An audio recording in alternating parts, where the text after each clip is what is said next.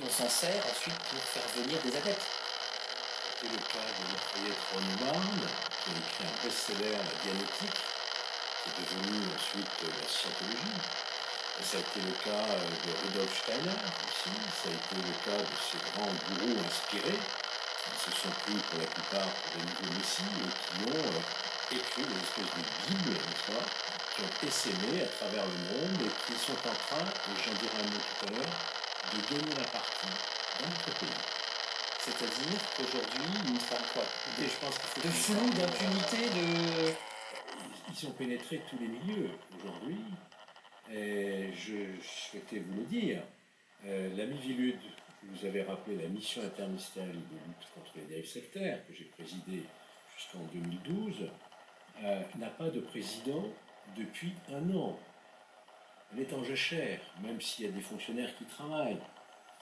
Le groupe d'études sur les sectes que j'avais présidé jusqu'en 2017 à l'Assemblée nationale n'existe plus.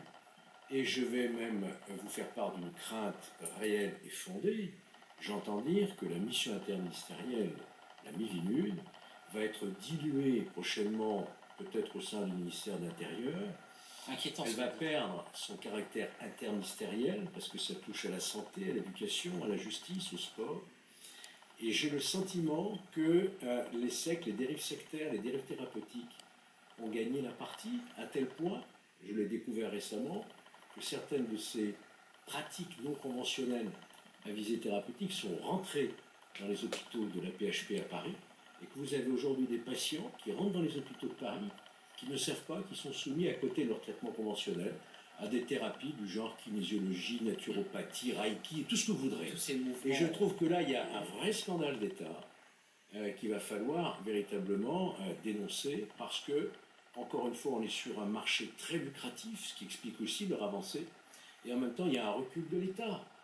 Alors que depuis 1995, la représentation nationale, souvenez-vous, après l'affaire de l'ordre du Temple solaire, on crée l'Observatoire international des sectes. Bien sûr, c'est un choc. Ça a été l'union de toutes les sensibilités politiques derrière ce sujet. Il n'y avait pas de clivage politique.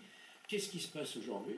Pour qui, alors qu'à un moment de la radicalisation, on parle en matière islamiste et tout, qu'il y a une forme d'endoctrinement, on va porter atteinte à cette mission qui est unique au monde, qui nous est enviée par le monde entier. Attention, danger. Et j'ajoute, et je termine, qui sauve des vies chaque année. Oui, le rôle de prévention de cette mission, d'un mot pour rebondir sur ce que dit Georges Fenech, c'est inquiétant, hein, est essentiel.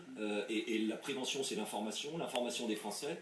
Second facteur, les sectes aujourd'hui, et il faut bien que les téléspectateurs de CNews le sachent, ce ne sont pas des vases clos, ce ne sont pas des endroits à l'abri, ce ne sont pas des endroits d'enfermement.